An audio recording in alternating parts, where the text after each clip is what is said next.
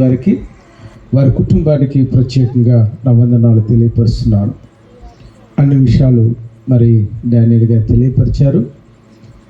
అయితే ఈ రోజున చాలా ప్రాముఖ్యమైనటువంటి దినాల్లో మనం ఉన్నాం. ఎందుకంటే ఎక్కడ చూసినప్పటికీ కూడా ప్రభు రాకడ ఆసనం అనేటువంటి సన్నివేశాలను మనం చూస్తున్నాం. కాబట్టి జాగ్రత్తగా దేవుని మాటలు మనం ఆలకించి వాక్యానుసారముగా మన జీవితాలను కట్టుకుంటానికి ప్రతి ఒక్కరూ సిద్ధపడాలని ప్రభుపేట మీకు మనవి చేస్తున్నాను. దేవుని వాక్యాన్ని ధ్యానం చేసుకుందాం. అపోస్తుల కార్యాలు 17వ అధ్యాయము. అపోస్తుల కార్యాలు 17వ అధ్యాయము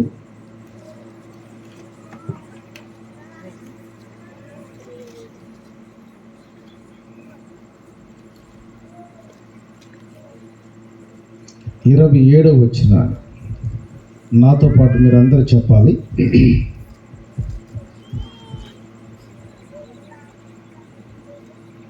ఆఖరి భాగము. ఆయన మనలో, అందరూ నాతో పాటు చెప్పండి అమ్మా. ఆయన మనలో ఎవనికి దూరముగా ఉండువాడు కాడు. దేవుడు ఆయన మాటలు మనందరి వినికిడిలో దీవించునుగాక. ప్రార్థన చేసుకుందాం. ప్రార్థన అనగా దేవునితో మాట్లాడటం, దేవునితో సంభాషించటం.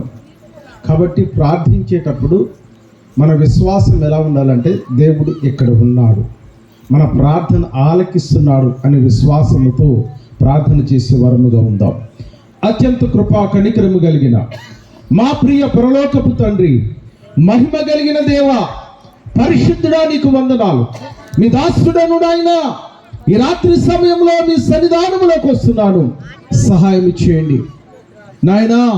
ఈ పల్లెర్ల గ్రామమును బట్టి, ఆ గ్రామంలో ఉండే ప్రతి కుటుంబమును బట్టి పేరు పేరున మీ సన్నిధిలో ప్రార్థన చేస్తున్నాను.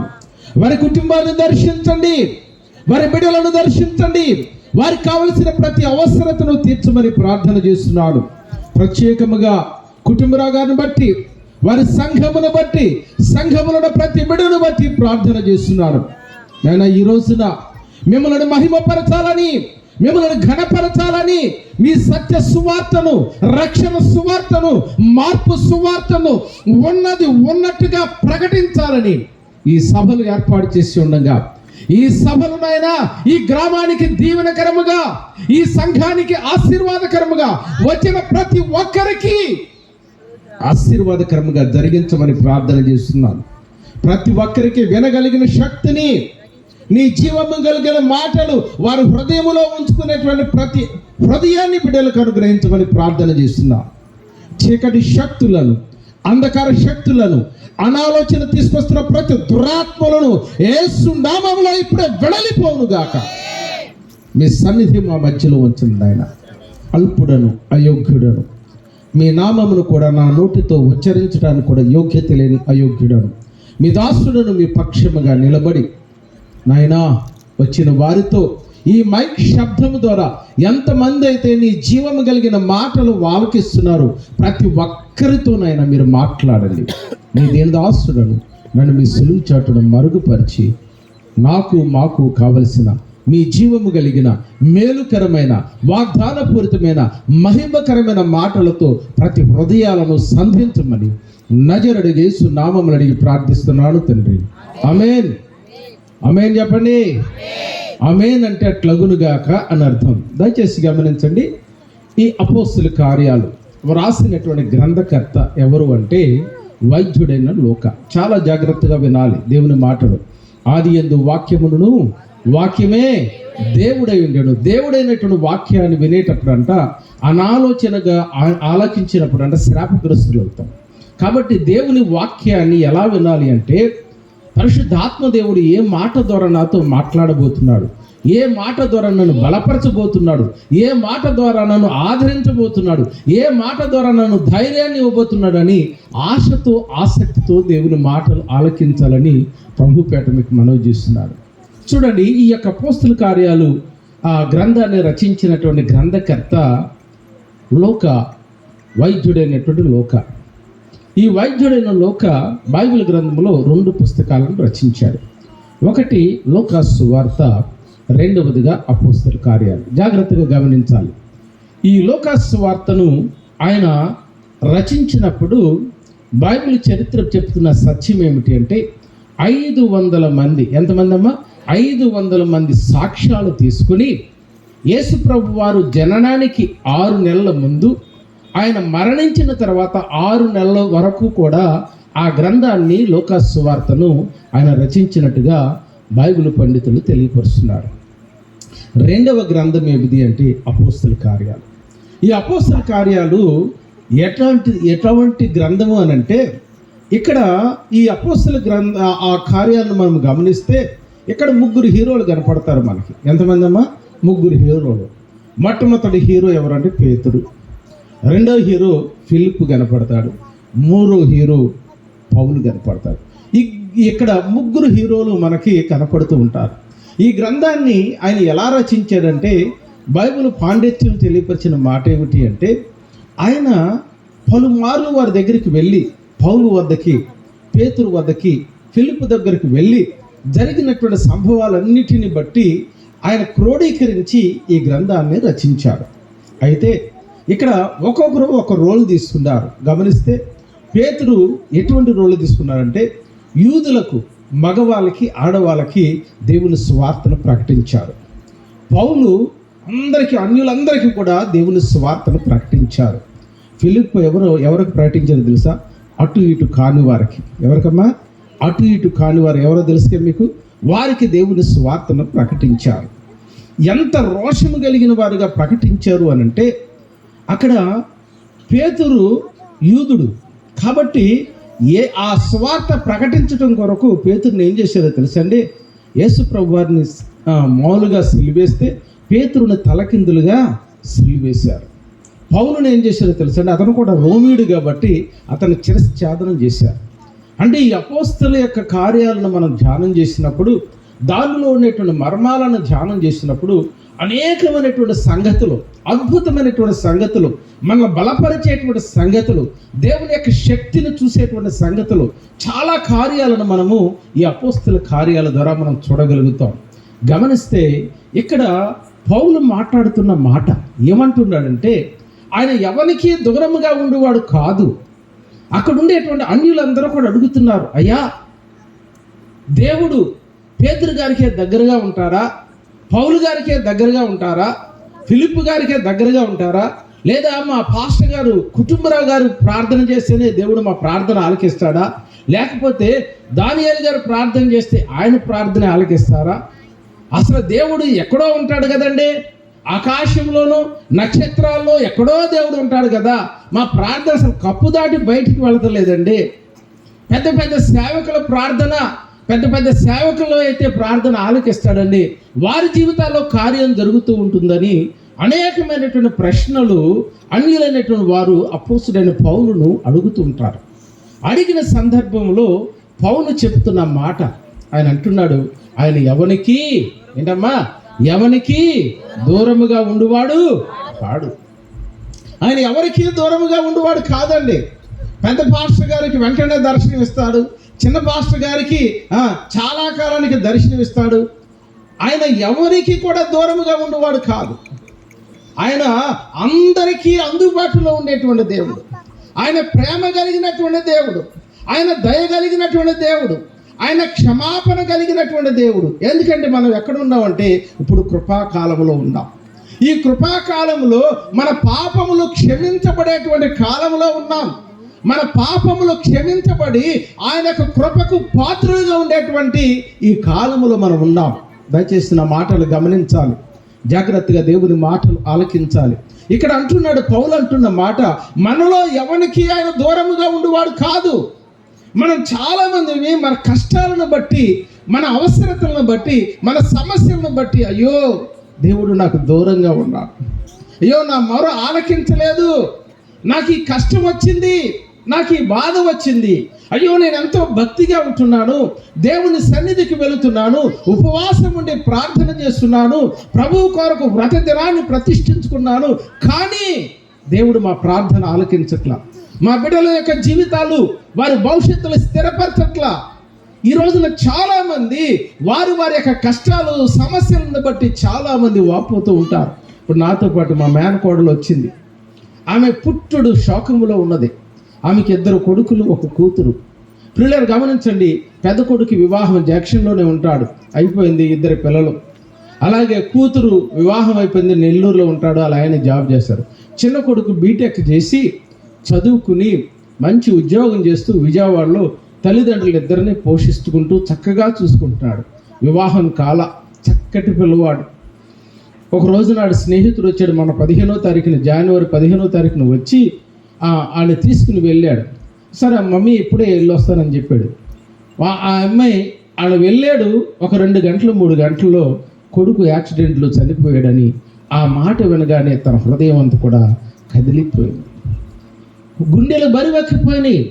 ఆ విషయాన్ని వినలేని స్థితిలో, ఈ రోజు కూడా దాన్ని డైజెస్ట్ చేసుకోవాలి, జీర్ణించుకోలేని స్థితిలో ఉన్నది.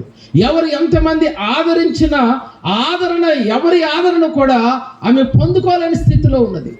పిల్లలు, ఈ రోజున ప్రతి ఒక్కరము కూడా మనకు కలిగిన కష్టాలను బట్టి, మనకు కలిగిన ఆర్థిక సమస్యలు అవ్వచ్చు, అనారోగ్య పరిస్థితులు అవ్వచ్చు, ఈ పరిస్థితులన్నిటిని బట్టి మనం ఆ యొక్క సమస్యల్లో ఉన్నప్పుడు మనం మాట్లాడే మాట ఏమిటి అంటే, ఆయన మనకి దూరముగా ఉన్నాడండి.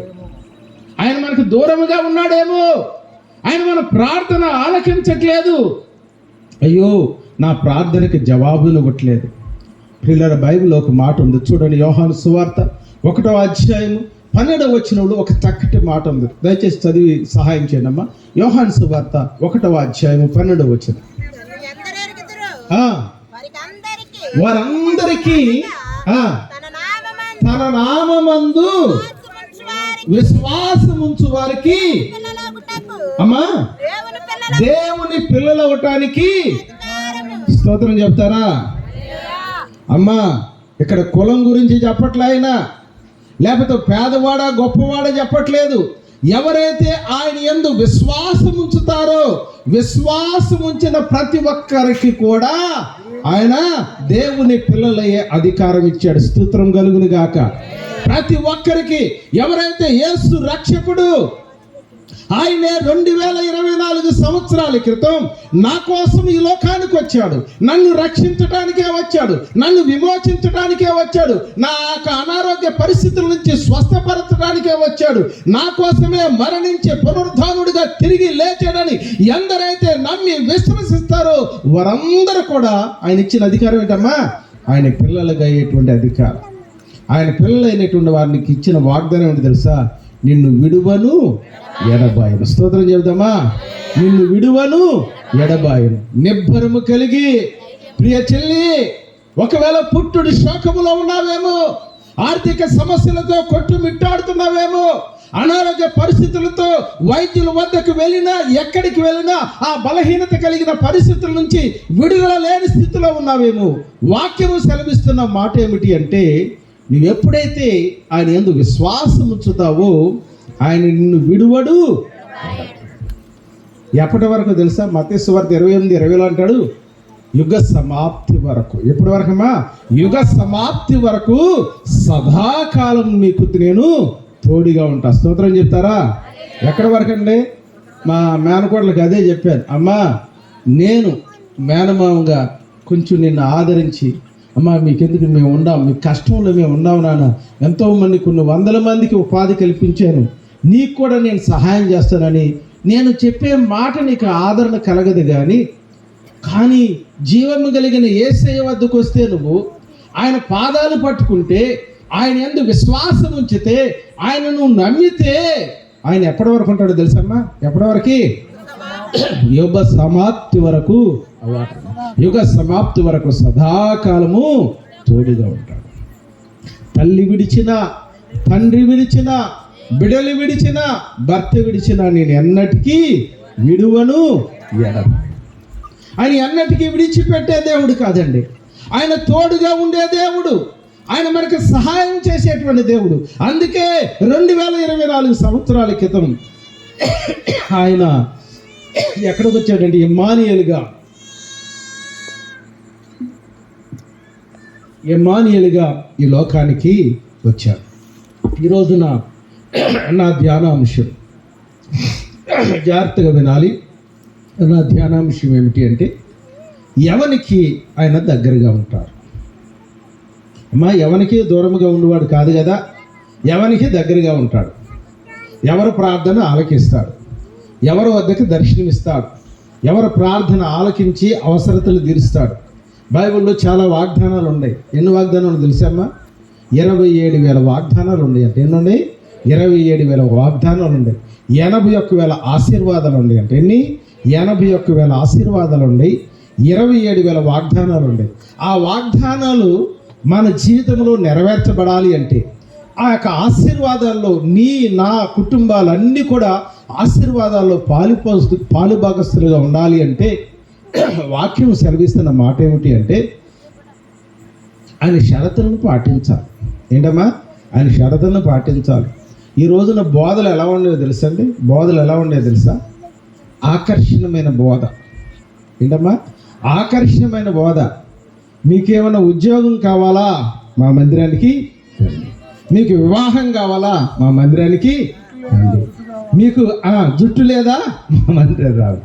మీకు స్వస్థతలు కావాలా? మా మందిరం రండి. అంటే ప్రజలను మభ్యపి పెట్టేది, ప్రజలను ఆకర్షించేటువంటి స్వార్థలు చెప్తున్నారు. ప్రియులారా గమనించండి. ఇక్కడ దేవుడు మనకు దగ్గరగా ఉండాలి అంటే, ఆయన మన మొర ఆలకించాలి అంటే, మన ప్రార్థనకు జవాబునివ్వాలి అంటే, మన సమస్యలకు పరిష్కారం ఇవ్వాలి అంటే, ఆయన మనకు దగ్గరగా ఉండాలి అంటే ఏమి చేస్తే ఆయన మనకు దగ్గరగా ఉంటాడు? ఈ రోజున నేను మీతో పంచుకునే ధ్యానాంశం, బైబిల్లో ఒక మాట చెప్తాడు. ఏమంటాడంటే, నా పేరు పెట్టబడిన నా జనులు తమ్ము తాము తగ్గించుకొని ప్రార్థన చేసి నన్ను వెదకి వారి చెడు మార్గములను విడిచిన ఎడల ఆకాశము నుండి వారి ప్రార్థనను ఆలకించి వారి పాపమును క్షమించి వారి దేశమును స్వస్థపరుస్తాను. ఏమన్నాడమ్మా? నా పేరు పెట్టబడిన నా జనులు అంటే ఎవరు? రక్షించబడిన వారు. రక్షించబడిన వారి గురించి ఆయన చెప్తున్న మాట ఎవరితో మాట్లాడుతున్నాడు? సొలొమోనుతో మాట్లాడుతున్నాడు. ఏమంటున్నాడు? నా పేరు పెట్టబడిన నా జనులు తమ్ము తాము తగ్గించుకోవాలంట. తర్వాత ఏం చేయాలంట? ప్రార్థన చేయాలి, ఆయన వెదకాలి, మన చెడు మార్గములన్నిటినీ విడిచిపెడితేనంట ఆయన మనకేమిస్తాడమ్మా? వాగ్దానం ఇస్తాడు, ఆశీర్వాదం ఇస్తాడు. ఈ రోజున షరతులు బోధించట్లేదండి. ఆ మందిరానికి వెళితే చాలు వచ్చేస్తాం. కానీ ఈ రోజున నేను మీతో పంచుకునే ధ్యానాంశం, మనం జీవము కలిగిన దేవుడు, నువ్వు ఆరాధిస్తున్న దేవుడు, నువ్వు విశ్వసిస్తున్న దేవుడు, నువ్వు నమ్ముకున్నటువంటి దేవుడు నీకు దగ్గరగా ఉండాలి అంటే నువ్వు ఏం చేస్తే ఆయన దగ్గరగా ఉంటాడు. స్తోత్రం కలుగును గాక. హల్లెలూయా. నేను 4 మాటలు చెప్పి నేను ముగిస్తాను. మరలా ఎప్పుడు ఈ మాటలు మీరు గుర్తుంచుకోవాలి. ఎందుకంటున్నానంటే ఈ మాట, ఆయన వాక్యం అంట ఎటువంటిదమ్మా? ఆయన వాక్యము శక్తి కలిగినది, ఆయన వాక్యము జీవము కలిగినదంట. ఆ వాక్యం అంట మనకు వెలుగునిస్తుంది అంట. ఆ వాక్యము మనకు వెలుగునిస్తుంది. కాబట్టి వాక్యాన్ని అంట శ్రద్ధగా వినాలి, దాని హృదయములో ఉంచుకోవాలి. 4 మాటలు. ఎవరికి దగ్గరగా ఉంటాడు? దయానందం గారికి దగ్గరగా ఉంటాడా? ఎవరికి దగ్గరగా ఉంటాడు? చూడండి, బైబిల్ గ్రంథంలో పరిశీలన చేసినప్పుడు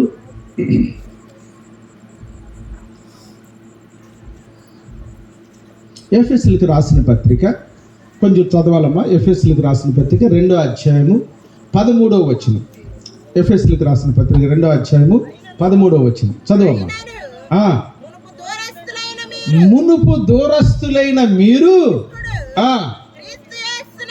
ఇప్పుడు క్రీస్తు యేసునందు క్రీస్తు రక్తము వలన స్తోత్రం కలుగును గాక. స్తోత్రం చెప్దామా?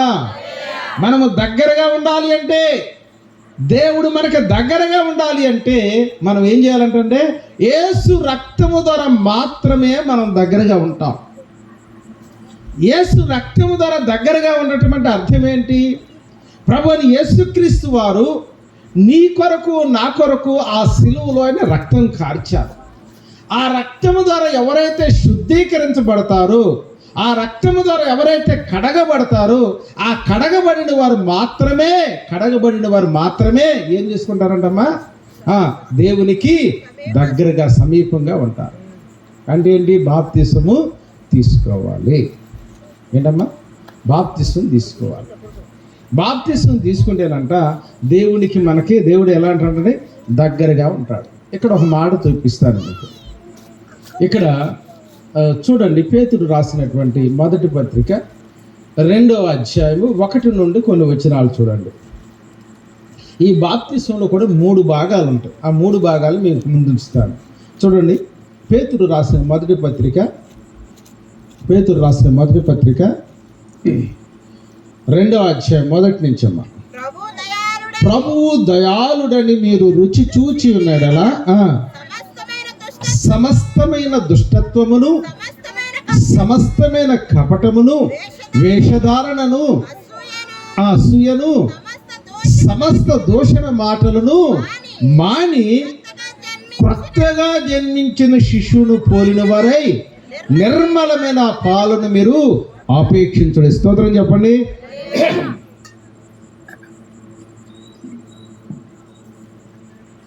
ఇప్పుడు బాప్తిసం అనగానే చాలామంది ఏం చేస్తారంటే, ఎవరన్నా బాప్తిసం వస్తుంటే వీళ్ళు కూడా బాప్తిసం తీసుకుంటారు.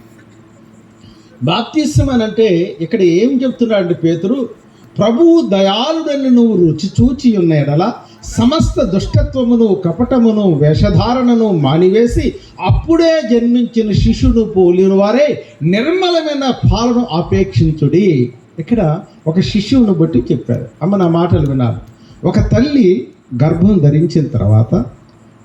వచ్చిన తర్వాత 3 సంభవాలు మనకు జరుగుతాయి. ఆడపిల్లడవచ్చు, మగపిల్లవచ్చు. 3 సంభవాలు. ఒక తల్లి నిండు 9 నెలలు నిండి ప్రసవనం జరిగేటప్పుడు ఆ బిడ్డలో మూడు యొక్క సంభవాలు మనం చూస్తాం. గర్భంలో నుంచి బిడ్డ బయటికి రాగానే ఇదివరకు ఏం చేశాడు తెలుసు? బిడ్డను గిచ్చేవాడు. ఎందుకో తెలిసి ఇది మోగోడా అని చెప్పి పిల్లని ఏం చేశాడమ్మా? నర్సు గిచ్చేది. ఆడు ఏడ్చాడు అనుకోండి, ఇడు మోగోడు కాదు అని. తర్వాత ఏం చేశాడంటే ఈ యొక్క ఈడ్చిన తర్వాత చక్కగా ఆ బ్లడ్ని ఏం చేశారు? శుభ్రంగా తుడుస్తారు. గుడ్డతో చక్కగా శుభ్రంగా ఆ బ్లడ్ని తుడుస్తారు. తర్వాత 13 రోజుల తర్వాత బొడ్డు కత్తిరిస్తారు. మగపిల్లవాడికైనా ఆడపిల్లవాడికైనా ఈ సంభవం జరుగుతుంది. ఏంటంటే మొట్టమొదటిగా తల్లి గర్భంలో నుంచి బిడ్డకి బయటకు వచ్చినప్పుడు ఆ బయటికి రాగానే ముందు ఏం చేశారంటే గిచ్చేవాళ్ళు, తర్వాత ఆ రక్తాన్ని శుభ్రంగా శుద్ధీకరించేవాడు, 3వదిగా బొడ్డు కత్తిరించేవాడు. దీన్ని ఆత్మీయంగా మనం ఆలోచించాలి అంటే ఏమిటి అంటే, గిచ్చటం అంటే అర్థం మనం మారు మనస్సు. స్తోత్రం చెప్తారా? బాప్తీసానికి ముందు మారు మనస్సు, మన హృదయ అంతరంగాలను తెరిచి మోకరించి దేవుని సన్నిధిలో ప్రార్థన చేయాలి. ఎలాంటి ప్రార్థన అంటే, మనము చూపుతో, తలంపుతో, నోటి మాటలతో, క్రియలతో చేసిన ప్రతి పాపమును వ్యక్తిగతముగా నీ యొక్క శరీర ప్రార్థన, మనసుతో చేసిన ప్రార్థన కాకుండా ఆత్మానుసారమైన ప్రార్థనతో మోకరించి దేవుని సన్నిధిలో నువ్వు ప్రార్థన చేసినప్పుడు నీ పాపాలన్నీ కూడా కన్నీటితో ఒప్పుకున్నప్పుడంట నీవేం పొందుతామా? మారు మనసు పొందుతావు. మారు మనసు పొందిన తర్వాత దేవుని ఆజ్ఞమైనదంటే నమ్మి బాప్తీసము పొందిన వారు రక్షించబడతారు, నమ్మని వారికి శిక్ష. బాప్తీసం తీసుకుంటాం. బాప్తీసం తీసుకున్న తర్వాత 13 రోజుల తర్వాత ఏం చేస్తారమ్మా? బొడ్డు కత్తిరిస్తాం. బొడ్డు కత్తిరిస్తాం అంటే అర్థం ఏంటంటే, ఇక మరలా పాపము జోలికి వెళ్ళక, మరలా పాపము వైపు వెళ్ళక సమస్తమును, అంటే ఆ సామెతల గ్రంథము 28:13 అనుకుంటుంది. ఏముంటుందంటే, అతిక్రమములను దాచిపెట్టువాడు వర్ధిల్లడు, వాటిని విడిచిపెట్టిన వాడు ఏం పొందుతాడా? కనికరాన్ని పొందుతాడు. ఇక అతిక్రమాలు దాచిపెట్టకూడదు. బొడ్డు కత్తిరించడం అంటే ఏంటి? చాలామంది అంటారు, నేను కనుక బాప్తీసం తీసుకోకపోతేనా నీ అంతు చూసుకోండి అని చెప్తాం. చాలామంది బాప్తీసం తీసుకున్నాను కాబట్టి బ్రతికిపోయాం అంటే, మన అతిక్రమములను దాచిపెట్టువాడు వర్ధిల్లడంట, వాటిని విడిచిపెట్టువాడు కనికరము పొందుతాడు.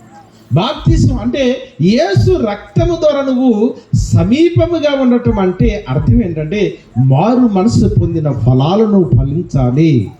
మారు మనసు పొందిన ఫలాలతో పాటు నువ్వేంటమ్మా? బాప్తిసం తీసుకోవాలి, సమస్తమును విడిచిపెట్టాలి.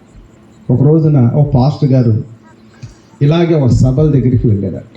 వెళ్ళి దేవుని సువార్తను ప్రకటిస్తూ ఇలా మాట్లాడుతున్నాడు. వాక్యాన్ని నాలాగే బోధిస్తూ ఉంటున్నారు. నేను వాక్యంలోనే ఉంటాను ఎక్కువగా.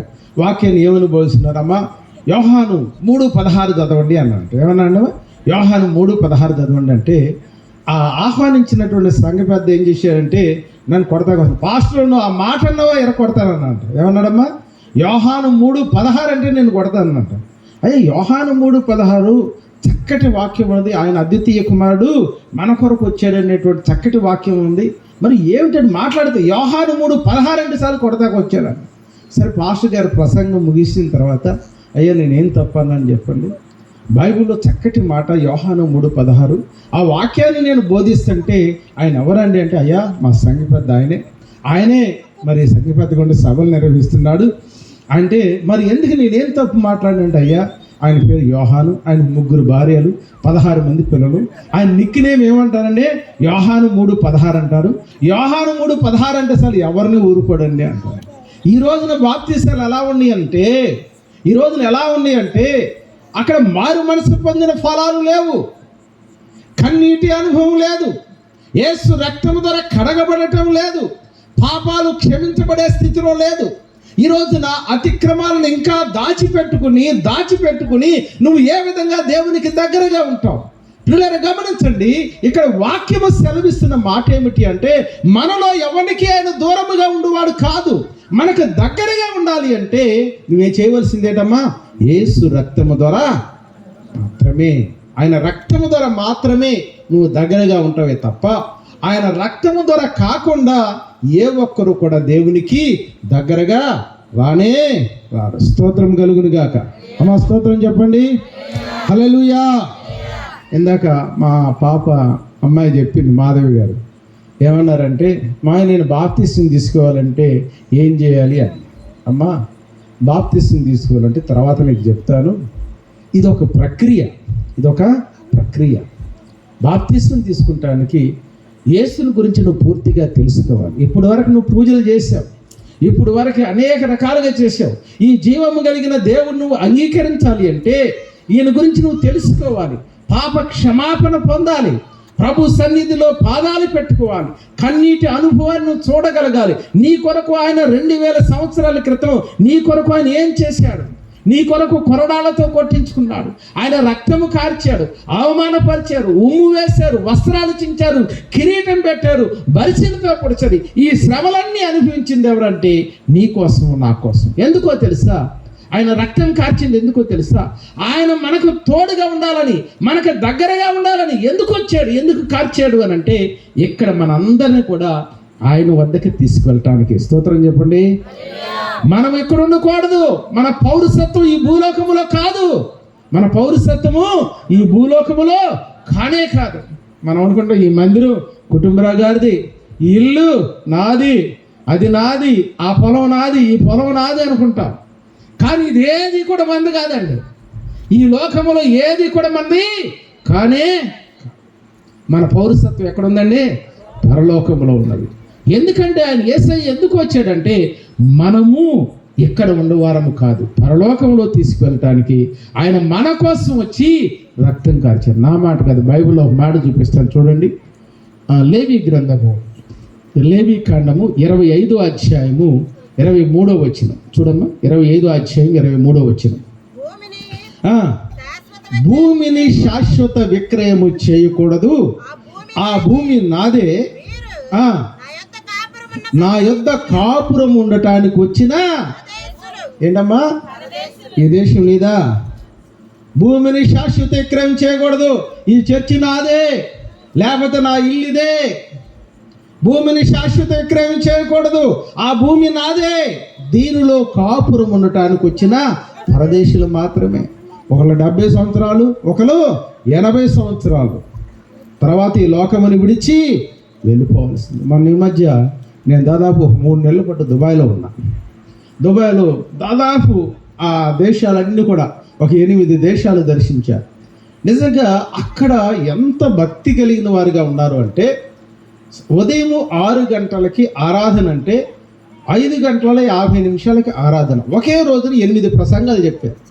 నన్ను విడిచిపెట్టలే. ఒకే రోజు 8, 6 to 8, 8 to 10, 10 to 12, 12 to 2, 2 to 4, 4 to 6, దాదాపు 8 ప్రసంగాలు చెప్పాను. ఆ వచ్చినటువంటి సంఘస్థులు ఏ పాస్టర్ గారికి ఆ పాస్టర్ అంటారు ఒకే చోట ఉంటుంది. అక్కడికి వెళ్ళినప్పుడు వాళ్ళు ఎంత భయముతోనంటే 10 నిమిషాల ముందే అక్కడ ఆరాధన సమయానికి దేవుని దగ్గరికి వస్తున్నారు. కారణం ఏమిటి అంటే, ఇక్కడ మనం ఈ ఇల్లు రిజిస్ట్రేషన్ చేసుకుంటాం, అక్కడ ఏ భూమి కూడా రిజిస్ట్రేషన్ చేసుకుంటానికి ఉండదు. ప్రతిదీ కూడా ఏంటంటే లీజే. ఏంటమ్మా, 50 సంవత్సరాలు, 60 సంవత్సరాలు, 70 సంవత్సరాలు లీజు తీసుకుంటమే తప్ప శాశ్వత విక్రయము చేయటానికి. ప్రియులారా గమనించండి, ఇక్కడ దేవుడు మనకు దగ్గరగా ఉండాలి అంటే, దేవుడు మనకు దగ్గరగా ఉండాలని ఎవరికి దూరముగా ఉండేవాడు కాదు. దగ్గరగా ఉండాలంటే మనం చేయవలసిన పనమ్మా, యేసు రక్తము ద్వారా మాత్రమే. స్తోత్రం చెప్దామా? యేసు రక్తము ద్వారా మాత్రమే మనము సమీపముగా ఉండగలుగుతాం, దగ్గరగా ఉండగలుగుతాం తప్ప ఆయన రక్తము ద్వారా కడగబడకుండా, పాప క్షమాపణ లేకుండా ఆయనకు ఆజ్ఞను పాటించక నువ్వు దేవునికి దగ్గరగా ఉండలేవు. స్తోత్రం కలుగును గాక. మొట్టమొదటిగా దేవునికి మనము దగ్గరగా ఉండాలి. ఆయన మనకు దగ్గరగా ఉండాలి అంటే యేసు రక్తము ద్వారా మాత్రమే మనము దగ్గరగా ఉండగలుగుతాం. రెండవదిగా చూడండి,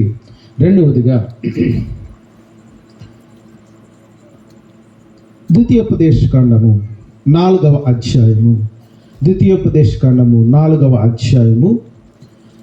7వ వచనం.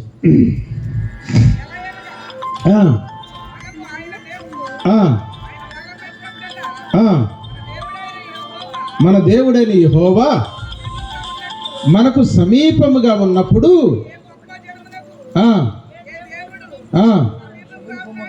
హల్లెలూయా. రెండవదిగా ఏమిటి అంటే మనము ఆరాధన చేయాలంట. ఇందాక ఆరాధన చేశాడు పాస్టర్ గారు వాళ్ళ అబ్బాయి. ఏం చేశారండి? ఆరాధన చేయటం వల్లంట దేవునికి దగ్గరగా ఉంటాం. ఆరాధన ఎలా చేయాలి గారు? ఆరాధన ఎలా చేయాలి? పాస్టర్ గారు అయితే పాట పాడుతూ చేస్తాడు కదా, మరి నేను ఎలా ఆరాధన చేయాలి? బైబిల్లో యేసయ్య కంట 272 బిరుదులు ఉన్నాయంట. అమ్మ ఏంటి? 272 బిరుదులు. దయచేసి మీరు కొన్ని నోట్ చేసుకోవాలి. నేను బైబిల్లో PhD చేశాను. దాదాపు 45 సార్లు బైబిల్ని రీడ్ చేశాను. PhD అంటే డాక్టరేట్ చేశాను.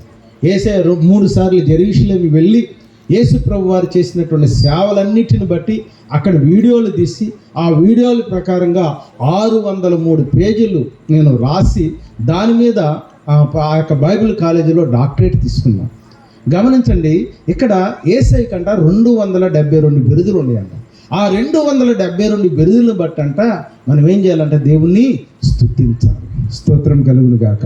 ఆయన గణపరచాలి. ఆరాధన చేసినప్పుడంట, దేవుని స్తుతించినప్పుడంట, దేవుని గణపరిచినప్పుడంట ఆయన ఔన్నత్వాన్ని బట్టి, ఆయన ప్రేమను బట్టి, ఆయన దయను బట్టి, ఆయన యొక్క సహాయమును బట్టి, ఆయన తోడును బట్టి, ఆయన కాపాడే విధానాన్ని బట్టి, వీటన్నిటిని బట్టి కూడా దేవుని స్తుతిస్తూ ఉండాలి. ఎర్ర సముద్రాన్ని ఆరిన పాయలుగా చేసిన దేవానికి స్తోత్రాలు. ఆ ఆకాశము నుండి మన్నాను కురిపించిన దేవానికి స్తోత్రాలు. చేదు నీరును మధురమైన నీరుగా మార్చిన దేవానికి స్తోత్రాలు. చనిపోయిన లాజరును బ్రతికించిన దేవానికి స్తోత్రాలు. కుంటివారిని నడిపించిన దేవానికి స్తోత్రాలు. గుడ్డివారికి చూపునిచ్చిన దేవానికి స్తోత్రాలు. మగవారికి మాటనిచ్చిన దేవానికి స్తోత్రాలు. దేవుడు మనకు చేసినటువంటి అనేకమైనటువంటి అద్భుత ఆశ్చర్య కార్యాలన్నిటిని కూడా జ్ఞాపకం చేసుకొని దేవుణ్ణి స్తుతిస్తూ గణపరిచినప్పుడంట, ఆయన మనం ఆరాధన చేసినప్పుడంట ఆయన మన మధ్యలోనికి వస్తాడు. స్తోత్రం కలుగును గాక.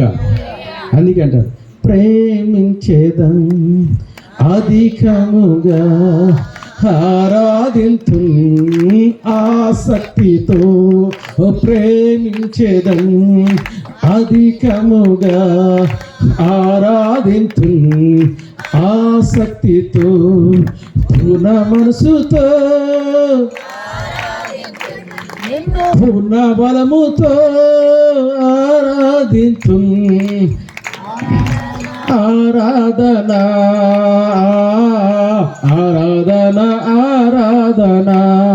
దేవుని స్తుతించాలి. ప్రేమించాలి. ఇంకా అక్కడ ఒక పాట రాసి ఈ మధ్యలో ఒక ఆయన అక్కడ ఏమనంటే ఆయన ప్రేమించాలంటే ఎప్పటి వరకేనంటే నువ్వు మట్టిలోకి వెళ్ళే వరకు, ఆయన మహిమలో చేరే వరకు.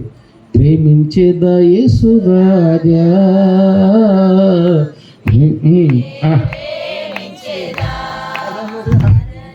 ప్రేమించేదా యేసు రాజా,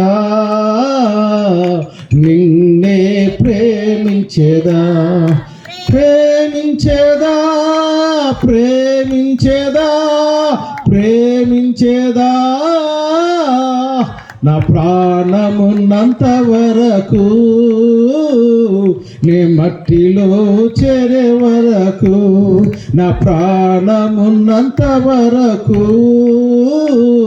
నే మహిమలో చేరే వరకు ఆరాధించద యేసు రాజా, నిన్నే ఆరాధించేదా. స్తోత్రం కలుగును గాక. ఇలా దేవుని స్తుతిస్తూ ఆరాధిస్తూ దేవుని ఘనపరిచి మహిమపరిచినప్పుడు అంట దేవుడు ఆయన మనకి సమీపముగా ఉంటాడు. ఒక సందర్భాన్ని మీకు జ్ఞాపకం చేస్తాను. మీ అందరికీ తెలుసు, పౌలు శిలలను తీసుకెళ్ళి ఆయన సువార్తను ప్రకటిస్తున్నారని ఇదే అపోస్తుల కార్యాలయం మీరు చూస్తే వాళ్ళిద్దరిని తీసుకెళ్ళి ఎక్కడ వేస్తారండి? చెరసాలలో. అక్కడ బైబిల్ చరిత్ర చెప్పింది ఏంటంటే వాళ్ళకి బొంతలు కట్టారంట. ఇంతలో బొంతలు వేసి చీకటి గదిలో పడేశారు. ఆ చీకటి గదిలో పడేస్తే గాలి కూడా సరిగా ఆడన్నటువంటి స్థితులు వేస్తే వారు ఏం చేశారో తెలుసండి? ఆ శ్రమలలో, ఆ కష్టాలలో కూడా దేవుని ఏం చేశారు? స్తుతించారు. స్తోత్రం కలుగును గాక. దేవుని మహిమపరిచారు, దేవుని ఘనపరిచారు. దేవుని స్తుతించి దేవుని ఘనపరిచి దేవుని మహిమపరిచినప్పుడు అంట చెరసాల గోడలన్నీ కూడా పటాపంచలైపోయినాయి అంట. స్తోత్రం కలుగును గాక. హల్లెలూయా. ఆరాధించినప్పుడు అంట దేవుడు మనకి దగ్గరగా ఉంటాడు. అందుకే 145వ కీర్తనలో 18వ వచనంలో అంటాడు, ఎవరైతే నాకు నిజముగా మొరపెడతారో ఆ మొరపెట్టిన వారికి నేను సమీపస్తుడిని. స్తోత్రం కలుగును గాక. హల్లెలూయా. అమ్మా వింటున్నారు నా మాటలు? హల్లెలూయా. రెండవదిగా ఎవరికి దగ్గరగా ఉంటాడమ్మా? ఎవరికి? మొట్టమొదటిగా ఎవరికి దగ్గర ఉంటాడు? ఆయన రక్తము ద్వారా మాత్రమే దేవుడు దగ్గరగా ఉంటాడు. రెండవదిగా ఆయన ఆరాధించినప్పుడు మాత్రమే మనకి దగ్గరగా ఉంటాడు. ఆయన ఆరాధించినప్పుడు మాత్రమే. ఒక జరిగిన సంభవాన్ని మీ ముందు ఉంచుతాను. ఒకరోజు నేను మందిర ప్రారంభానికి జరిగిన సంభవం, మందిర ప్రారంభానికి ఐ థింక్ 2003 సంవత్సరంలో మా ఇంటి పైన, బిల్డింగ్ పైన ఆరాధన చేస్తున్నాం. 5 కుటుంబాలు కలిసి ఆరాధన చేస్తున్నాం. ఆరాధన చేస్తూ దేవుని స్తుతిస్తూ ఉంటే, దేవుని ఘనపరుస్తూ ఉంటే అమ్మగారు ఆరాధనలో ఒక మాటను బయలుపరిచారు. మాతో పాటు ఉండేటువంటి ఆ దత్తుబాబు వాళ్ళ అమ్మాయి, వాళ్ళ వైఫ్ శాంతకుమారి ఉంది.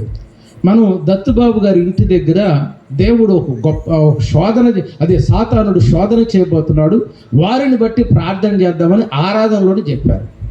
ఆరాధన జరుగుతూ ఉంది. నాకు వెంటనే ఫోన్ వచ్చింది. ఎవరు? ఆ శాంతకుమారి వాళ్ళ హస్బెండ్ దత్తు అని నా క్లాస్మేట్ ఫోన్ చేసి, అమ్మా మా కూతురు బిల్డింగ్ మీద నుంచి కింద పడింది, కానీ దెబ్బేమీ తగ్గలేదు. అంటే ఈ దేవుని సన్నిధిలో మనం స్తుతిస్తూ ఆరాధన చేసినప్పుడు అంట జరగబోయే సంగతులను కూడా దేవుడు ఏం చేస్తాడు? బయలుపరుస్తాడు. హల్లెలూయా, హల్లెలూయా. కాబట్టి రెండవదిగా దేవుడు మనకు దగ్గరగా ఉండాలి అంటే, దేవుడు మనం మొర ఆలకించాలి అంటే, మన సమస్యలకు పరిష్కారం దొరకాలి అంటే మనం ఏం చేస్తాడు? ఎప్పుడు దగ్గరగా ఉంటాడో దేవుని ఆరాధించాలి, దేవుని ఘనపరచాలి. ఆయన ఔన్నత్వాన్ని బట్టి, ఆయన గొప్పదనాన్ని బట్టి, ఆయన ప్రేమను బట్టి, ఆయన దయను బట్టి ఆయన్ని నిరంతరము కూడా మనం ఆరాధిస్తున్నప్పుడు అంట ఆయన మనకి సమీపిస్తున్నాడు. అందుకే దేవుడు ఎక్కడ ఉండాలంటున్నాడు? నిరంతరము కోట్ల దేవదూతలంట పరిశుద్ధుడు పరిశుద్ధుడు అనే ప్రతిగానాలతో స్తుతిస్తూ ఉంటే ఆ స్తుతుల మీద ఆసీనుడిగా ఉంటున్నాడు. ఆ స్తుతుల మీద ఆసీనుడిగా ఉంటున్నాడంట. కాబట్టి మన ఇంటిలో, మన కుటుంబము, మన బిడ్డలము, మన సంఘము అందరూ కూడా దేవుని స్తుతిస్తూ ఘనపరుస్తూ ఉంటేనంట మన మధ్యలోనికి వస్తాడంట. ఆయన ఇశ్రాయేలు స్తుతులపై ఆసీనుడిగా ఉండేటువంటి ఆయన మన స్తుతులపై ఆసీనుడిగా ఉంటాడు. స్తోత్రం కలుగును గాక. కాబట్టి ఆరాధన ద్వారా మాత్రమే దేవుడు మనకి దగ్గరగా ఉంటాడు. స్తోత్రం కలుగును గాక. ఆరాధన లేకుండా దేవుడు మనకి దగ్గరగా రాలేడు. హల్లెలూయా. కాబట్టి రెండవదిగా ఆరాధించటం వల్ల దేవుడు మనకి దగ్గరగా ఉంటాడు. మూడవదిగా చూడండి, బైబిల్ గ్రంథంలో మనం పరిశీలన చేసినప్పుడు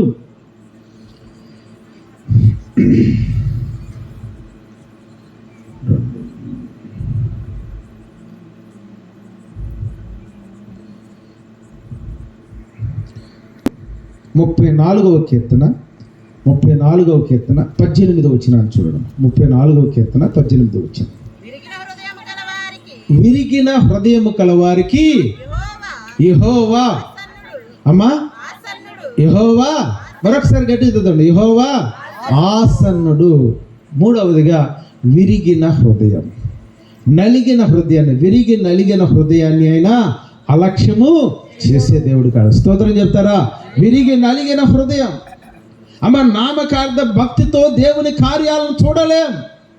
ఏదో క్రైస్తవులము కాబట్టి మనము ఆరాధనకు వెళితే దేవుని కార్యాలను మనం చూడలేం.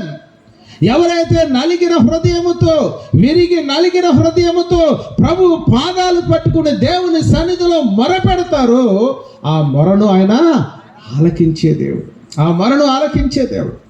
దానికి ప్రత్యక్షంగా నా వ్యక్తిగత అనుభవమే నా జీవితంలో నేను చూడగలిగాను. నేను 16వ సంవత్సరం నుంచి బాగా సిగరెట్లు కాల్చాను. రోజుకు 2 ప్యాకెట్లు 3 ప్యాకెట్లు. ఎంత సిగరెట్లు అంటే, ఇక టీ తాగటానికి ముందు, తాగిన తర్వాత సిగరెట్లు తాగి నా శరీరం అంతా కూడా బలహీనత అయిపోయి ఆ లంగ్స్ బలహీనత పడిపోయాయి. అంటే బాగా సంపాదన పరుణ్ణి. దాదాపు 3000 మంది నా దగ్గర పనిచేసేవాళ్ళు. 3000 మంది పనిచేసేవాళ్ళు. నెలకు వచ్చేది ఒకే రోజున 27 లక్షలు సంపాదించే ఒక రోజునే. నా కష్టార్జితం ఇక ఎంతోమంది ఫాలో అవుతూ ఉండేవాళ్ళు. వెనకాల చాలామంది వస్తూ ఉండాలి. ఈ ప్రాంతంలో నేను తెలియని వ్యక్తి ఎవరు ఉండరు. ఈ ఏలూరు కానీ లేకపోతే ఈస్ట్ గోదావరి, దాదాపు ఒక ట్రైన్ దిగుతున్నారంటే ఒక 50 మంది 100 మంది నన్ను వచ్చి ఫాలో అవుతూ ఉండాలి. అంతమంది దాదాపు నా గురించి గొప్ప చెప్పుకుంటాం కాదు కానీ 3000 మందిని కోటీశ్వరులు చేశా. 3000 మంది నా దగ్గర పనిచేసిన వాళ్ళు కోటీశ్వరులు. దేవుడు నన్ను కూడా దీవించాడు. ఈ రోజున అదే విజయవాడ మహాపట్నంలో 27 ఇల్లు 2 లక్షల అద్దెలు తీసుకుంటున్నా. దేవుడు అంతగా నన్ను దీవించాడు. పిల్లలు గమనించండి, ఎంత పరిస్థితుల్లో కూడా నేను మాటకు ముందు దగ్గు వస్తుంది, మాటకు వెనకాల దగ్గు వస్తుంది. ఎంత భయంకరమైన దగ్గు అంటే, నేను మెడ్విన్ హాస్పిటల్ హైదరాబాద్లో వెళితే నా లంగ్స్ 70 సంవత్సరాల వయసులో ఉండేవాడికి, నా అప్పుడు 31 సంవత్సరం, 70 సంవత్సరాలు ఉండేటువంటి లంగ్స్ లాగా మారిపోయింది. ఆ రోజున ఆ కేఏ పాల్ మీటింగ్ పీడబ్ల్యూడి గ్రౌండ్లో జరుగుతుంటే మీటింగ్కి వెళ్ళా. ఆ మీటింగ్కి వెళ్ళినప్పుడు ఒక 5 నిమిషాలు కారు వేసుకుని వెళ్ళాను. 5 నిమిషాలు కూడా అక్కడ ఉండలేకపోయా. మరలా వచ్చేసి అప్పుడు దేవుడి సన్నిధిలో ప్రార్థన చేస్తుంది. ఏం ప్రభా, అంతకుముందు దినకరణ్ గారి మీటింగ్ జరిగినాయి. అక్కడ చాలామంది సాక్ష్యాలు చెప్పారు, నాకు స్వస్థత వచ్చిందని. మరి నేను అన్ని కార్యాన్ని నేను ఎందుకు చూడకూడదని చెప్పి నాకు అసలు మోకరించలేదు. ఎందుకంటే ఆ యాక్సిడెంట్లో మోకాళ్ళంతా కూడా పగిలిపోయింది. అందువల్ల మోకరించేటువంటి ఓపిక లేదు. దేవుని సన్నిధిలో ఏమైనా అసలు నిజంగా దేవుడు ఉన్నాడా, దేవుడు ఉంటే నన్ను స్వస్థపరచడా అని నేను ఏమైనా సరే ప్రార్థన చేద్దాం అనుకున్నా. ఆ నెక్స్ట్ డే మార్నింగ్ ఒక పెద్ద హాస్పిటల్లో నాకు తెలిసిన ఆయన అపాయింట్మెంట్ తీసుకున్నాడు. దీని మీద మంచి స్పెషలిస్ట్ అనమాట. ఆయన వద్దకు వెళ్ళాలి. సరే, వాళ్ళని రమ్మన్నాను, నా దగ్గర పనిచేసే మిత్రులు రమ్మన్నా. మోకరించి దేవుని సన్నిధిలో ప్రార్థన చేస్తున్నాను. ప్రార్థన చేస్తూ, ఏంటి ప్రభా ఈ బలహీనత ఏంటి, మాట్లాడలేకపోతున్నాను కదా. నేను నా ఉద్యోగం ఏంటంటే మాట్లాడే ఉద్యోగం. ఎంత బాగా మాట్లాడితే అన్ని డబ్బులు వస్తాయి. నా ఉద్యోగం ఏంటమ్మా, మాట్లాడితేనే డబ్బులు వస్తాయి. నాతో పాటు అందరికీ డబ్బులు వస్తాయి. మరి మాట్లాడలేకపోతున్నా. మాటకు ముందు దగ్గే, మాటకి వెనకాల దగ్గర. ఎంత భయంకరమైనటువంటి స్థితిలో దేవుని సన్నిధిలో ప్రార్థన చేస్తున్నా. ప్రభువా ఏంటి అని కన్నీటితో. నాకు సమయం తెలియట్లా, ఎలా మోకరించానో తెలీదు. కొన్ని గంటల పాటు నాకు తెలియట్లా. నా పాపాలన్నీ కూడా దేవుడు గుర్చేస్తున్నాడు. పాపాలన్నీ కూడా గుర్చేస్తున్న. ప్రభువా నన్ను క్షమించు. ఇంకా నా పదం, నా నోటంతో వచ్చేటువంటి పదం ఒకటే, నన్ను క్షమించు. ఒక్కొక్కటి గుర్తుకొస్తుంటే నన్ను క్షమించు. అలా దాదాపు తెల్లవారుదాం 5 గంటలు అవుతుంది. ఇలాగే అంటున్నాను. అలా నా అప్పటి వరకే భారముతో నేను మోయలేనటువంటి భారముతో ఉండేటువంటి నేను నా అంతటా నేనే తేలియాడే పరిస్థితి. పిల్లలు గమనించండి, ఆ తెల్లవారు వచ్చేసరికి నాకు ఏ బలహీనత లేదు. అసలు ఏం లేదు. పిల్లలను గమనించండి, ఆనాటి నుండి ఈనాటి వరకు కూడా మరలా ఆ దగ్గును నేను చూడలేదు. దేవుని స్తోత్రం కలుగును గాక. దేవుని స్తుతించినప్పుడు నరిగిన హృదయముతో, విరిగి నలిగిన హృదయముతో మన ప్రతి పాపమును ఆయన సన్నిధిలో ఒప్పుకుని విడిచిపెట్టేటువంటి అనుభవంతో ఎప్పుడైతే దేవుని సన్నిధిలో కన్నీటితో ప్రార్థిస్తామో ఆ కన్నీటి ప్రార్థనను ఆయన ఆలకించే దేవుడు. 51వ కీర్తన చూస్తే దావీదు చేసినటువంటి పాపము ఆ నాతాను ప్రవక్త చెప్పినప్పుడు దావీదు కన్నీటితో ప్రార్థన చేస్తాడు. అయ్యా, విరిగి నలిగిన హృదయాన్ని హిస్సోపుతో నన్ను కడుగయి, హిమము కంటే నన్ను కడుగని దేవుని సన్నిధిలో ప్రార్థన చేస్తూ ఉంటాడు. దావీదులో బైబిల్లో రాయబడిన మాట, ఆయన మంచము అంట కన్నీటితో తేలియాడేటువంటి ఆ స్థితిలో దేవుని సన్నిధిలో దావీదు ప్రార్థన చేసినప్పుడు దావీదు యొక్క ప్రార్థన దేవుడు ఆలకించాడు. స్తోత్రం కలుగును గాక. మూడవదిగా, దేవుడు మనకు దగ్గరగా ఉండాలి అంటే విరిగి నలిగిన హృదయం. విరిగి నలిగిన హృదయాన్ని ఆయన అలక్ష్యము చేసే దేవుడు కాదు. పిల్లలు, ఒక జరిగిన సంభవాన్ని మీ ముందు ఉంచుతాను. ఒక మాట క్లుప్తంగా నేను మాట్లాడతాను. చూడండి, ఏమిటి అంటే ఒక అన్యురాలు దేవుని సన్నిధిలో ఇలాగే మాటలు మాట్లాడుతూ ఉంటే ఆ మాటలకు ఆకర్షితులై ప్రభు సన్నిధిలోనికి వస్తూ దేవుని మాటలు ఆలకించింది. యేసయ్యే జీవము కలిగిన దేవుడని అంగీకరించి ఆమె బాప్తిస్మం తీసుకుంది. తన భర్త మాటికి ఆటంకపరిచినప్పటికీ కూడా దేవుని సన్నిధికి వస్తుంది. నెమ్మదిగా వారి బిడ్డలను కూడా దేవుని సన్నిధికి తీసుకెళ్ళింది. ఆ తర్వాత అప్పటి వరకు ఆమె యొక్క పరిస్థితి వేరు. ఎప్పుడైతే బాప్తిస్మం తీసుకుందో ఆమెలో మార్పు, ఆ ప్రవర్తనను బట్టి, ఆమె నోటి మాటలను బట్టి, ఆమె నడకను బట్టి, ఆమె క్రియలను బట్టి వెంటనే తన భర్త కూడా తన భార్య యొక్క మార్పును చూసి ఆయన కూడా దేవుని సన్నిధికి రావటం మొదలుపెట్టాడు. దేవుని సన్నిధికి మొదలుపెట్టి దేవుని సన్నిధికి వస్తుంటే తన బంధువులు, అత్తమామలు, ఇరుగు పొరుగు వారందరూ ఏంటి, ఆ దేవుడి దగ్గరికి వెళ్తున్నావు, ఆ అంటరాని దేవుడి దగ్గరికి వెళ్తున్నావు అని రకరకాలుగా ఆమెను దూషిస్తున్నప్పుడు కూడా భర్తని దేవుని సన్నిధికి తీసుకెళ్ళి అతను కూడా బాప్తిస్మం తీసుకున్నాడు. తీసుకున్న తర్వాత బాప్తిస్మం అయితే 3 నెలల్లో భర్త చనిపోయేటప్పటికీ అప్పటికే ఈమె మీద ద్వేషముతో ఉన్నారు. ఎల్లకొడిన ప్రదేశంలోనికి వారికి ఇష్టం లేనటువంటి దేవుని సన్నిధికి వెళ్ళింది. వెళ్ళటమే కాకుండా నా కొడుకును పోగొట్టింది, నా కొడుకు కూడా చచ్చిపోయాడని చెప్పి ఆమెను ఇంట్లో నుంచి బయటికి గెంటి వేశారు. 2 పిల్లలు ఎక్కడికి వెళ్ళాలో తెలియదు, ఏం చేయాలో తెలియదు, దిక్కు తోచని స్థితిలో ఉంది. బయటికి వెళ్ళిపోయింది. బయటికి పిల్లలు తీసుకుని కట్టు బట్టలతో బయటికి వెళ్ళిపోయి ఒక సత్రం దగ్గరికి వెళ్ళి దేవుని సన్నిధిలో నలిగిన హృదయంతో ప్రార్థన చేస్తుంది. అయ్యా, ఏమిటి నా పరిస్థితి? 2 పసిపిల్లలు నాయనా, నా జీవితం ఏంటి? నా భవిష్యత్తు ఏంటి? వీరిని ఏ విధంగా నేను పోషించాలి? నా భర్త నీ సన్నిధికి వచ్చాడు, మారు మనసు పొందాడు, బాప్తిస్మం తీసుకున్నాడు, అయినా నా భర్తను తీసుకున్నావు నాయనా, అయ్యో నేను ఏ విధంగా జీవించాలని దేవుని సన్నిధిలో ప్రార్థన చేస్తుంది. 2 దినాలు గడిచింది. బిడ్డలైతే అమ్మ ఆకలి అంటున్నారు. ఏం చేయాలో తెలియదు. ఆ కట్టుబట్టలతో బయటకు వచ్చింది. పిల్లలు గమనించండి, ఆ 2 బిడ్డలను తీసుకుంది, బయటకు వచ్చింది, రోడ్డు మీదకి వెళ్ళింది.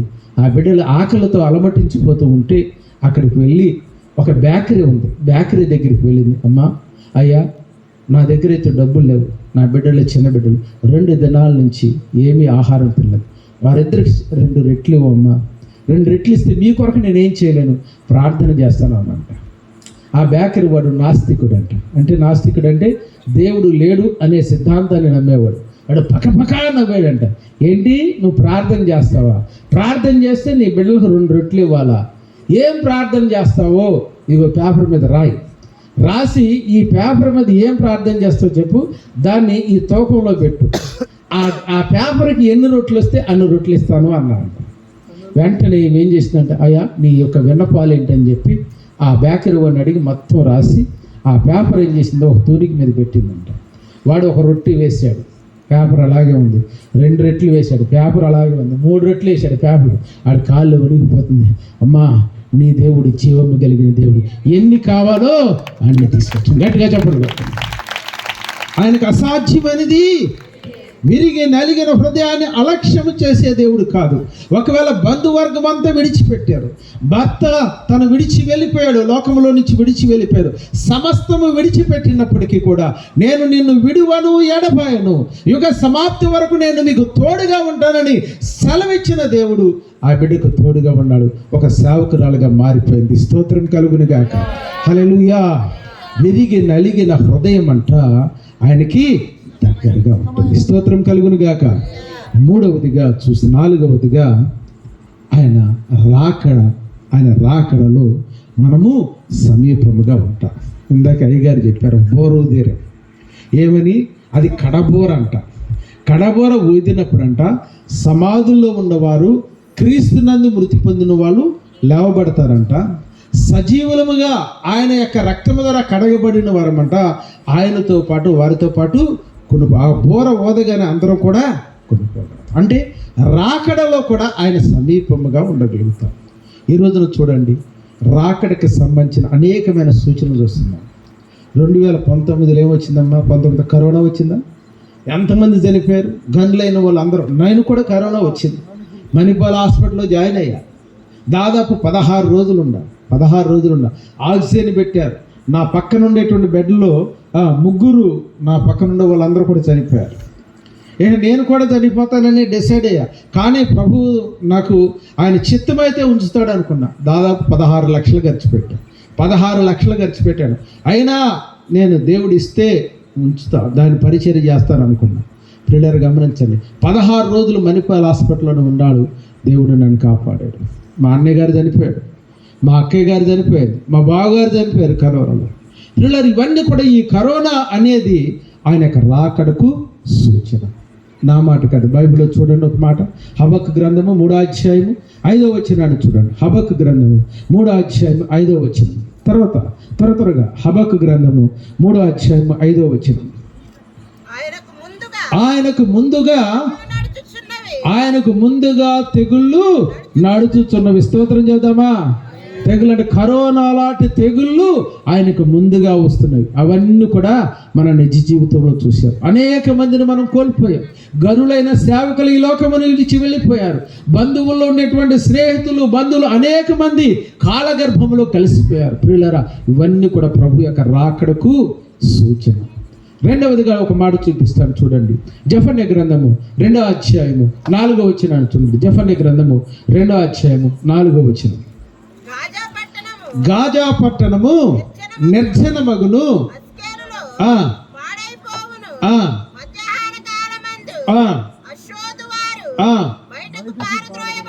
హల్లెలూయా. చూడండి, గాజా పట్టణము నిర్జనం అంటే భస్మీపటలం అయిపోయింది. మీరు చూశారు ఈ మధ్యకాలంలో హామాస్ అనే సంస్థ ఇస్రాయేల్పై బాంబేస్తే ఇస్రాయేల్ దేశం గాజా పట్టణంపై ఏం చేశారంటే బూడిది చేసేసి, తెలిసి ఈ మధ్యకాలంలో టీవీలో ఒక 3 నెలల క్రితమే మొత్తం గాజా పట్టణంలో నేను అక్కడే ఉన్నాను. ఆ దుబాయ్ నేను ఉన్న ప్రదేశానికి ఆ గాజా పట్టణానికి కేవలం 400 మైళ్ళే. అక్కడ టీవీలో నేను చూశాను. గాజా పట్టణంలో 23 లక్షల మంది ఉన్నారండి. ఎంతమంది అమ్మా? 23 లక్షల మంది. ఇజ్రాయెల్ దేశం ఏమని అనౌన్స్ చేసిందో తెలుసా? మీ మొత్తం కూడా ఈ పట్టణాన్ని ఖాళీ చేసి వెళ్ళిపోవాలండి. గాజా పట్టణాన్ని ఖాళీ చేసి వెళ్ళిపోవాలండి. 1000 మందికి పునరావాసం కల్పిస్తారు. 50,000 మందికి ఎక్కడైనా తీసుకెళ్తే 23 లక్షల మందిని అప్పుడప్పుడు ఖాళీ చేసి వెళ్ళమన్నారు. ప్రతి ఒక్కరు కూడా ఇల్లు, బిల్డింగ్లు సమస్తం విడిచిపెట్టి కట్టుబట్టలతో రోడ్ల మీద పరుగు తీస్తున్నారు. ఆ సన్నివేశాన్ని నేను చూస్తాను. అది ఎప్పుడు చెప్పాడండి? ఏసే 400 సంవత్సరాల కింద. గాజా పట్టణం నిర్జనమవును, భూస్థాపితమైపోయింది. ఈ రోజున మళ్ళీ ఇస్రాయేల్ దేశం ఇరాన్పై యుద్ధం జరుగుతుంది. పిల్లలు మీరు టీవీ చూడండి. మరి ఈ రోజున బైబిల్లో ఉండేటువంటి లేఖనంలో ఉన్నవి, పేపర్లోను, టీవీలోను, ఎక్కడ చూసినప్పుడు కూడా ఆ యొక్క ప్రవచనాలన్నీ కూడా నెరవేర్పును మనం చూడగలుగుతున్నాం. అంటే ఆయన రాకడ ఆసన్నమవుతున్న సన్నివేశాలు. ఇంకా దానియేలు అంటాడు, జ్ఞానము అధికమైందంట. మన జ్ఞానము ఎంత జ్ఞానం అధికమైంది? ప్రేమలు చల్లారిపోయినాయి. ఇదివరకు చుట్టాలు వస్తున్నారంటే మా ఊర్లో, మీ ఊర్లో ఏంటో తెలియదు కానీ మా ఊర్లో చుట్టాలు వస్తున్నారు, పండగే. చుట్టాలు వస్తున్నారంటే పండగేనండి. ప్రేమలు ఉన్నాయా? అన్నదమ్ముల్లో ప్రేమ లేదు, అక్క చెల్లెల్లో ప్రేమ లేదు. ఒకరిపై ఒకరు ఆస్తుల గురించి, వాటి గురించి ఒకరు బాగుంటే మరొకరు వారవలేరు. ఒకరు పచ్చగా ఉండారంటే ఇంకొకరు వరం. ప్రేమలు చల్లారిపోయినాయి, మానవుని జ్ఞానము అధికమైపోయింది, జనము విస్తారమయ్యారు. ఇవన్నీ కూడా ప్రభువు రాకడకు సూచనే. ఇవన్నీ కూడా ప్రభువు రాకడకు సూచనే. ఆ రాకడలోనంట ఆయన సమీపముగా ఉంటాడు. ఎవరికి సమీపంగా ఉంటారు? ఎవరైతే రక్తము ద్వారా కడగబడతారో, ఎవరైతే నలిగిన హృదయం కలిగిన వారుగా ఉంటారో, ఎవరైతే ఆయన ఆరాధించేవారుగా ఉంటారో వారికంట రాకడ సమయంలో ఎలా ఉంటారంటే దగ్గరగా ఉంటాడు. స్తోత్రం కలుగును గాక. ఒక మాట చెప్పి నేను ముగిస్తాను. చూడండి, ఆయన ఎలా ఆ రాకడ ఆ జ్ఞానమును బట్టి, మానవుని యొక్క జ్ఞానం అంటే ఉదాహరణకి సెల్ ఫోన్ పట్టుకున్నాము. సెల్ ఫోన్ పట్టుకుంటే ఇప్పుడు అమెరికా ఫోన్ చేసేయచ్చు. సెల్ ఫోన్ పట్టుకుంటే ప్రపంచం మొత్తాన్ని చూసేయచ్చు. సెల్ ఫోన్ ద్వారా ఈ రోజున ఎంత జ్ఞానాన్ని పొందగలిగాం. ఇప్పుడు అమెరికా వాడు ఈ యొక్క గ్రామంలో బాంబేలో అక్కడి నుంచి బాంబే వేస్తున్నాడు. అమెరికా ఇక్కడ ఎన్ని వేల కిలోమీటర్లు, దాదాపు 30,000 40,000 కిలోమీటర్ల నుంచి బాంబు ఇక్కడ ఇసిరితే ఇక్కడ పడిపోతుంది. అంటే మానవుని జ్ఞానము అధికమైపోయింది, ప్రేమలు చల్లారిపోయి, జనము విస్తారమయ్యారు. బస్ స్టాండ్లో జనాలు, రైల్వే స్టేషన్లో జనాలు, ఎక్కడికి వెళ్ళినా జనాలే. ఇవన్నీ కూడా ప్రభువు రాకడికి సూచన. ఒక ఎగ్జాంపుల్ మీకు చెప్తాను. మన డానియల్ పాస్టర్ గారు, ఎవరు డానియల్ గారు, కుటుంబరావు గారు, అలాగే అయ్యా మీ పాస్టర్ గారు, మీ పేరేంటన్నా? కలదండి, మీ పేరు నానా? వెంకట్రావు గారు. ముగ్గురు కూడా రైల్వే స్టేషన్కి వెళ్ళారు. అక్కడ విజయవాడ రైల్వే స్టేషన్ ఎవరైనా చూసారమ్మా? మన విజయవాడ రైల్వే స్టేషన్ తెలిసిన వాళ్ళు చేతులు ఎత్తండి. విజయవాడ రైల్వే స్టేషన్ తెలుసా? ఏంటో చేతులు ఎత్తట్లేదండి. విజయవాడ రైల్వే స్టేషన్ చూడలేదా? స్టేషన్కి వెళ్ళారంట. వెళితే అక్కడ పెద్ద లైటింగ్లతో ఒక మిషన్ కనపడింది. దాని పేరు మీద ఏమనుందంటే భవిష్యవాణి అని ఉందంటే. ఏమనుందమ్మా? భవిష్యవాణి. అంటే మీ భవిష్యత్తు మీకు చెప్తాము. ₹1 కనుక మీరు దాంట్లో వేస్తే మీకు భవిష్యత్తు ఏంటో చెప్తాము అన్నారండి. ఇంక వెంటనే డానియల్ గారికి అర్థం కాదు, ఏంటి అసలు నా భవిష్యత్తు ఈ మిషన్ అక్కడ చెప్తుంది అనుకుని ₹1 తీసుకుని వేసారండి. అయ్యా మీ పేరు డానియల్ గారు, మీరు కృష్ణలంకలో పరిచయం చేస్తున్నారు, మీరు చెన్నై వెళ్ళాలనుకుంటున్నారు, మీరు వెళ్ళవలసినటువంటి పినాకిని ఎక్స్ప్రెస్ 1వ నెంబర్ ప్లాట్ఫామ్ మీద ఉందన్నమాట. నేను ఆశ్చర్యపోయింది. ఏంటి నా పేరు ఈ మిషన్కి ఎట్లా తెలుసు?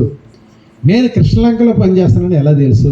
నేను చెన్నై వెళ్ళాలని ఏ విధంగా ఈ మిషన్ తెలుసు అంటే అర్థం కాక వెంటనే కుటుంబరావు గారికి ఏం చేశాను, ₹1 ఇచ్చాను. కుటుంబరావు గారు మీరు కూడా ఏంటంటే, అయ్యా మీ పేరు కుటుంబరావు గారండి, మీరు పల్లెలమూడిలో సేవ చేస్తున్నారు, మీరు హైదరాబాదు మీ మినిస్టర్ వాళ్ళ దగ్గర హైదరాబాద్ వెళ్ళాలనుకున్నారు, మీరు వెళ్ళవలసిన శాతవాహన ఎక్స్ప్రెస్ 5వ నెంబర్ ప్లాట్ఫామ్ మీద ఉంది అన్నారంట. వెంటనే పాస్టర్ గారు డానియల్ గారు వెళ్ళొస్తానండి అని చెప్పి ఈయన శాతవాహన ఎక్స్ప్రెస్ ఎక్కాడు. డానియల్ గారికి మళ్ళీ డౌట్, నాకు కరెక్టే చెప్పింది మిషన్, డానియల్ గారికి కరెక్టే చెప్పింది అని చెప్పి ₹1 చూసి ఎవరికి ఇచ్చారు? వెంకట్రావు గారికి ఇచ్చారు.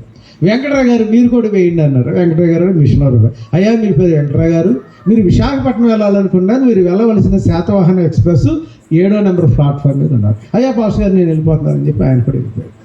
ఇప్పుడేంటే ముగ్గురికి కరెక్టే చెప్పింది. ఈయన మళ్ళా డౌట్ డానియల్ గారికి, అన్ని డౌట్లే కదా. ఇంకేం చేశారు? ₹1 తీసుకుని మళ్ళీ అద్దాము నాకేం చెప్తుంది అని చెప్పి ₹1 వేసాయంట.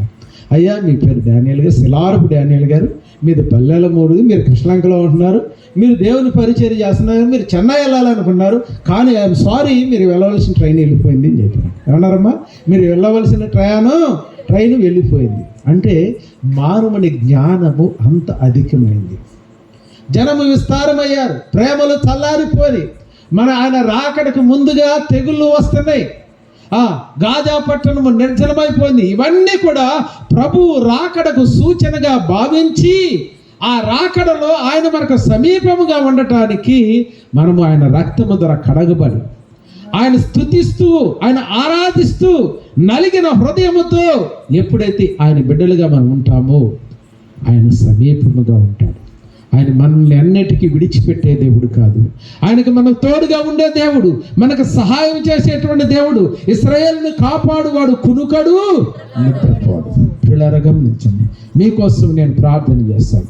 పరిశుద్ధాత్మ దేవుడు మీతో మాట్లాడి ఉండాలి, మీతో ఉండాలనుకుంటున్నాడు.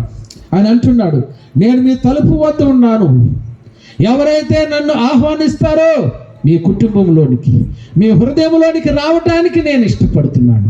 ప్రియ దేవుని బిడ్డ, దయచేసి అందరూ కూడా మోకరించగలిగిన వాళ్ళు మోకరించండి. ప్రభు సన్నిధిలో అడుగుదాం. నీ కష్టమేమైనది, నువ్వు ఆర్థిక సమస్యలతో, అప్పుల భారముతో ఉంటున్నావా? అనారోగ్య పరిస్థితులతో ఉంటున్నావా? లేకపోతే ఏ స్థితిలో నువ్వు ఉంటున్నావు? నీ యొక్క సమస్య ఏమిటి? అది ఏ సమస్య అయినప్పటికీ దేవుని వాక్కు సెలవిస్తుంది, ఆయనకు అసాధ్యమైనది ఏదీను లేదు. ఒకవేళ నీ పంటలు నష్టపోయి ఆర్థికంగా సతమతమవుతున్న స్థితిలో నువ్వు ఉన్నావేమో, ప్రియ దేవుని బిడ్డ, దేవుని సన్నిధిలో ప్రార్థన చేయి. బైబిల్ చెబుతున్న మాట ఏమిటి అంటే, క్రీస్తు మహిమైశ్వర్యములో మీ అవసరాలు తీర్చబడును, బుద్ధి జ్ఞానములు సర్వ సంపదలు ఆయనలో గొప్పముగా ఉన్నవని దేవుని వాక్కు సెలవిస్తుంది. నీకు ఆయనకు అసాధ్యమైనది ఏదీ లేదు. ప్రియ దేవుని బిడ్డ, నువ్వు ఆయన రక్తము ద్వారా కడగబడిన బిడ్డవైతే, నలిగిన హృదయముతో, విరిగిన హృదయముతో నీ సమస్యను బట్టి, నీ అప్పును బట్టి దేవుని సన్నిధిలో ప్రార్థిస్తే ఇప్పుడే దేవుడు నీ కార్యాన్ని చేయడానికి సమర్థుడు, మార్గాలను చూపించడానికి సమర్థుడు. యేసు నామములో ఎందరైతే ఆర్థిక బాధలతో ఉన్నారో వారందరిని బట్టి నైనా మీ నామములో ప్రార్థిస్తున్న వారికి కలిగిన ఆర్థిక బాధల నుండి యేసు నామములో వారికి విడుదల కలుగునుగా. మీ శక్తి కార్యాలు జరిగించండి నాయన, మీ ఆత్మ కార్యాలు జరిగించండి నాయన, మీ అద్భుత కార్యాలు జరిగించమని అయ్యా నీకు స్తోత్రాలు. ఎవరైతే వ్యాధి బాధల ద్వారా ఎవరైతే పీడించబడుతున్నారో అవునయ్యా, వారిని బట్టి మీ నామములో ప్రార్థిస్తున్నాయినా. మీ మాటలో శక్తి ఉన్నది నాయనా, మీ వస్త్రపు చెంగులో ప్రభావం ఉన్నది నాయనా, నీ ఉమ్ములో స్వస్థత దాగి ఉన్నదని మేము నాయనా. యెహోవా నామములో సర్వ రోగములు తొలగునంటున్నావు. నేను గాయము పెట్టి ఆ గాయము కట్టువాడను నేనే అంటున్నావు.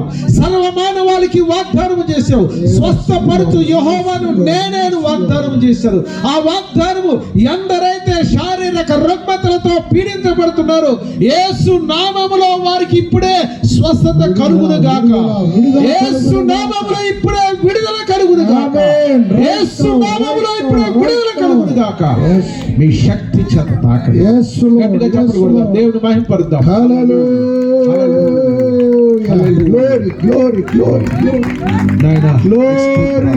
ఎవరు ఏ సమస్యలతో ఉన్నారు నాయన, అది మానసికమైన సమస్య అయినప్పటికీ నాయన, అయ్యా అది ఏ సమస్య అయినప్పటికీ కూడా నాయన, ప్రతి సమస్యకు యేసు నామములో విడుదల కలుగునుగా, యేసు నామములో విడుదల కలుగునుగా.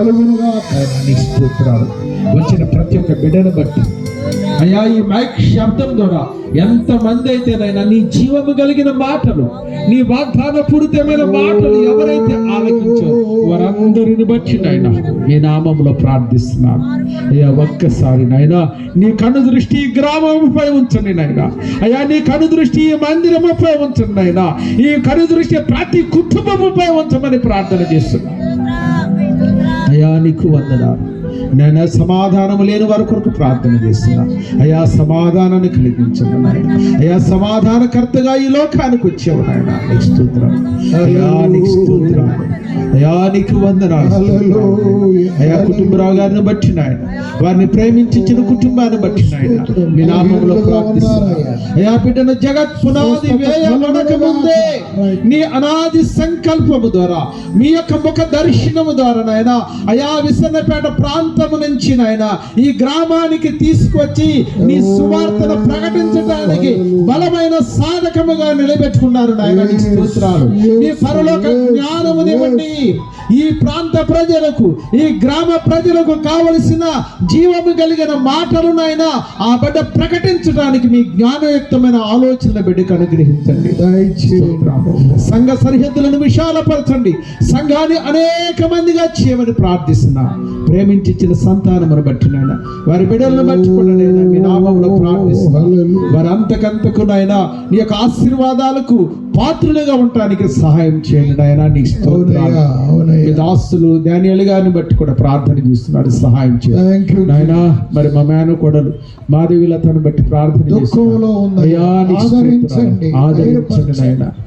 ఆదరించే దేవుడు నాయన, Yes, Lord. తోడుగా ఉండే దేవుడు నాయన, కుమారుని సహాయం చేసే దేవుడు నాయన. లోటు తీర్చి. అయ్యా ఒక్కసారి నాయన బిడ్డతో మీరు మాట్లాడండి నాయన. Yes, yes, అయ్యా మీరు yes, బలపరచండి yes. నాయన, మీరు బలపరచండి అయ్యా. నీకు స్తోత్రాలు అయ్యా. ఈ 3 దినాలు జరగబోతున్న సభలు అది మీ అధ్యక్షతన, ఇది మీకు మహిమకరముగాను, ఈ గ్రామానికి దీవెనకరముగాను, ఏర్పాటు చేయబడిన సంఘానికి ఆశీర్వాదకరముగా జరిగించమని ప్రార్థన చేస్తున్నాను. Amen, amen. అయ్యా మీ దీనదాసుడను నన్ను మీ పక్షముగా నిలబెట్టుకున్నాయినా. అపొస్తలుల కార్యాలు 17వ అధ్యాయం 27వ వచనంలో నాయన మీరు ఎవ్వరికీ నాయన దూరంగా ఉండేవాడు కాదు. ఉండే దేవుడు మాతో కాదయ్యా. మాట్లాడి మమ్మల్ని బలపరిచి ఆదరించి ధైర్యపరిచినందుకే నీ స్తోత్రం. చేరిన ప్రతి ఒక్కరిని దీవించి ఆశీర్వదించమని నజరుడిగే సునామం నడిగి ప్రార్థిస్తున్నాను తండ్రి. ఆమేన్, ఆమేన్.